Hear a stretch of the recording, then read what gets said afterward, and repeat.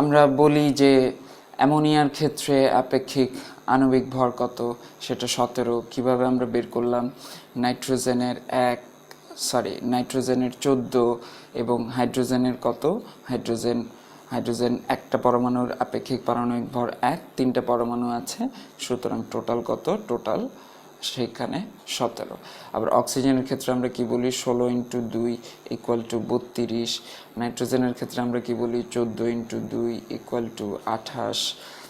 CH4 আমরা মিথেনের ক্ষেত্রে কি বলি? মিথেনের ক্ষেত্রে বলি 12 + 1 × 4 = 16। H2SO4 এর ক্ষেত্রে কি বলি? H2SO4 এর ক্ষেত্রে 98। তো এই H2SO4 একটা অণু, সালফিউরিক অ্যাসিড একটা অণু, সেটার আপেক্ষিক আণবিক ভর 98। কথাটার মানে সালফিউরিক অ্যাসিডের একটা অণু একটা কার্বন 12-এর 12/1 থেকে 98 গুণ ভারী। তাহলে আপেক্ষিক আণবিক ভর আমরা কিভাবে বলতে পারি? আপেক্ষিক আণবিক ভর হচ্ছে, উপরে আমরা একটা অণুর ভর লিখে ফেলবো, একটি অণুর ভর ডিভাইডেড বাই একটি কার্বন 12 পরমাণুর ভরের 12/1 মানে এটা 98 মানে হচ্ছে এটা কার্বন 12-এর 12/1 থেকে সালফিউরিক অ্যাসিডের একটা অণুর ভর কত গুণ বেশি? 98 গুণ বেশি। তো একটা কার্বন 12-এর ভরের 12/1 জায়গায় আমরা কি জানি? আমরা জানি একটা কার্বন 12-এর 12/1 ভর হচ্ছে 1.66 × 10⁻24 গ্রাম। তাহলে একটা অণুর আপেক্ষিক আণবিক ভর আমরা যদি ম্যাথমেটিক্যালি বের করতে হয়, তাহলে আমরা একটা অণুর ভর অ্যাকুরেটলি আগে প্রথমে বসাবো, সেটাকে একটা কার্বন 12-এর ভরের 12/1 দিয়ে আমরা ভাগ দিয়ে দিব, তাহলে আমরা পাবো একটা অণুর ভর একটা কার্বন 12-এর ভরের 12/1 থেকে কত গুণ ভারী। সে ফর এক্সাম্পল, তোমাকে দেওয়া আছে প্রশ্নে যে একটা কার্বন ডাইঅক্সাইডের একটা অণুর ভর 7.30897 × 10⁻23 গ্রামস। এটা কি কার্বন ডাইঅক্সাইডের একটি অণুর ভর, এটা দেওয়া আছে। তোমাকে বলা হলো কার্বন ডাইঅক্সাইডের আপেক্ষিক আণবিক ভর নির্ণয় করো। তো তুমি কি করবে?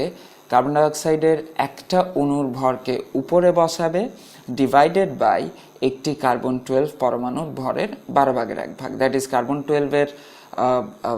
কার্বন ডাইঅক্সাইডের একটা অণুর ভরটা আমরা উপরে লিখলাম, ডিভাইডেড বাই তাকে আমি ভাগ করছি কি দিয়ে? একটা কার্বন 12-এর ভরের 12/1, দ্যাট ইজ 1.66 × 10⁻24 দিয়ে ভাগ করছি। তো ভাগ করলে চিন্তা করে দেখো, আমরা যারা দ্রুত করতে চাই, ক্যালকুলেটারে 10-এর পাওয়ারের ভ্যালুগুলো লিখে আমরা যারা টাইম লস করতে চাই না, তারা আমরা করবো কি? 7.30897 কে ক্যালকুলেটারে আমি 1.66 দিয়ে ভাগ করব, এটাকে এটা দিয়ে ক্যালকুলেটারে ভাগ করলে সেটা আসে 4.4। আর এই কাজটা আমি আলাদা করব নিজে, গ্রাম তো কাটা যাবে। এই কাজটা তুমি আলাদা করতে গেলে কিভাবে করবা? 10⁻23 নিচে আছে 10⁻24, এটাকে তুমি লিখতে পারো 10⁻23। 10⁻24টা যদি উপরে উঠে যায় 10⁻+24 হবে। এটাকে তুমি তারপরে লিখতে পারো 10⁻1। কথাটার মানে কিন্তু 10। তার মানে এই পুরোটুকুর মান হচ্ছে 10।